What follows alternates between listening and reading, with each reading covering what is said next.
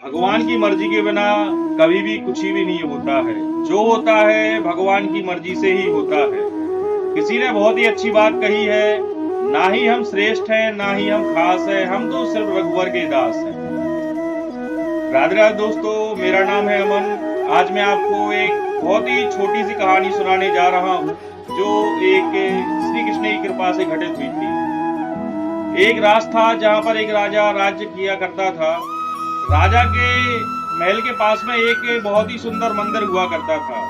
तो राजा नित्य मंदिर में श्री कृष्ण के दर्शन करने के लिए जाते थे। जब राजा मंदिर से दर्शन करके लौटते थे तो राजा मंदिर की सीढ़ियों के पार दो भिखारी बैठा करते थे। जो लेफ्ट साइड का भिखारी था वह राजा से कहा करता था कि हे भगवान, राजा को तुमने बहुत कुछ दिया है, कुछ मुझे भी दे दे। और जो राइट साइड वाला भिखारी था वो राजा से कहा करता था, हे राजा, भगवान ने तुम्हें बहुत कुछ दिया है, कुछ मुझे भी दे दे। राजा यह बात सुनकर वहां से अपने महल के लिए चला जाता है और उन दोनों की बात पर विचार करता है और अपने मंत्री को बुलाकर कहता है कि मंदिर के बाहर दो भिखारी हैं, वह ऐसी ऐसी बात करते हैं कि एक भगवान से मांगता है तो दूसरा मुझसे मांगता है। तो आप ऐसा काम कीजिए, जो राइट साइड वाला भिखारी है जो मुझसे मांगता है उसको बढ़िया एक कटोरे में खीर बनवाकर उसको भेंट कर दीजिए और खीर के नीचे कुछ सोने के सिक्के रख देना, जिससे उसका जीवन आराम से गुजर जाएगा। मंत्री कहता है, राजा जी ये तो बहुत अच्छी बात है, मैं कल ही ऐसा काम कर दूंगा।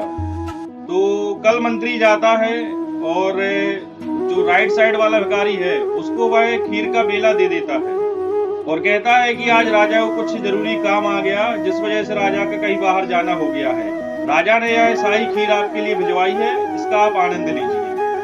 भिखारी बहुत ही प्रसन्न होता है और जो लेफ्ट साइड वाला भिखारी होता है जो भगवान से मांगा करता था उससे कहता है कि देख, भगवान कभी कुछ नहीं देते हैं, तूने इतने समय से भगवान से मांग रहा है लेकिन उन्होंने कभी अभी तक कुछ नहीं दिया है। और एक दिन मैंने राजा से मांगा और राजा ने मुझे बढ़िया शाही खीर भिजवा दी है, ये तुम्हें कहाँ मिलेगी। इसका बाद भिखारी बढ़िया ही आनंद तरीके से खीर का पान करने लगता है और राइट वाले भिखारी के मन में आता है कि इसको तो कभी खीर मिलेगी नहीं, मैं ही इसको थोड़ी सी खीर दे देता हूँ। तो राइट वाला भिखारी लेफ्ट वाले भिखारी को थोड़ी खीर दे देता है कि ले बेटा, तू भी ऐश कर, मेरे साथ तू ही मौज कर और खीर का आनंद ले।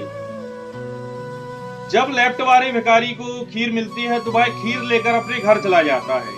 तो घर जाकर बढ़िया खीर का आनंद लेता है। थोड़ी सी खीर बची हुई थी, ज्यादा तो थी नहीं एक बेले में। जब वो खीर पाता है उसके बाद जब सोने के सिक्के नीचे देखता है तो वह भगवान का लख लख शुक्रिया अदा करने लगता है कि हे भगवान, आज तुमने हमारी बात सुन ली। उसके बाद भिखारी वो दूसरे दिन कभी भी मंदिर नहीं गया, बस एक दिन मंदिर गया भगवान का शुक्रिया अदा करने के लिए। जब वह मंदिर गया तो पहले वाले भिखारी से कहने लगा, होता वही है जो भगवान चाहते हैं। यही बात राजा को पता चलती है तो राजा दौड़ा दौड़ा मंदिर जाता है और पहले वाले भिखारी से कहने लगता है कि बेटे, जो भगवान की इच्छा होती है वही होता है। मैंने तो तुझे सोने के सिक्के भेजे थे कि ये तुम्हारे हिस्से का है, लेकिन वह तुम्हारे हिस्से में नहीं लिखा हुआ था, वह तो उसके हिस्से में लिखा था जिसने भगवान ने लिख दिया था। इसलिए तुम्हें सिर्फ खीर मिली और तुम्ही ने अपना जो हिस्सा था वो उसको दे दिया।